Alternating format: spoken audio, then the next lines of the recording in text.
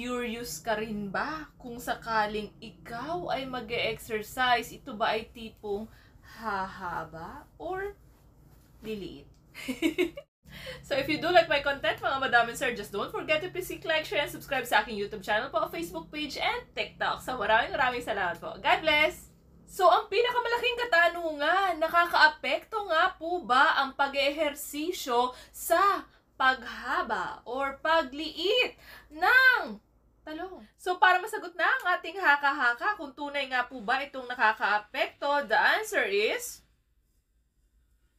yes.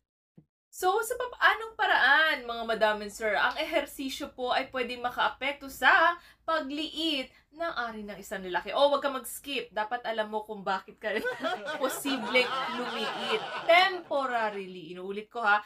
Temporarily, it makes your penis and even your testicles smaller. Bakit nga ba? The answer is the blood flow po. Ito po ay dahilan sa pagpasok, pagpunta ng dugo sa inyong ari. Pansin niyo po ba, kapag ang isang lalaki po ay nag-erect o tumigas yan, minsan malambot pero nakatayo. Pero minsan naman, super hard. Bakit nga ba? It has to do with the blood flow, mga madam and sir. So, ibig sabihin, kung yan ay lumiliit, at kung yan ay minsan humahaba, it has to do with the blood flow again. So, ibig sabihin, kung kayo ay nag-e-exercise at nag-e-exert kayo ng effort, your body will send signals. Or, ibig sabihin natin yung katawan mo. Alam ng katawan mo kung alin ang mas kinakailangan para puntahan ng blood flow na ito. Definitely, kung saan kayo nag-exert ng effort dun sa muscles na yon at hindi sa inyong ari. Pero, alam nyo po ba, kapag ang isang lalaki ay nakasanayan ng mag-ehersisyo,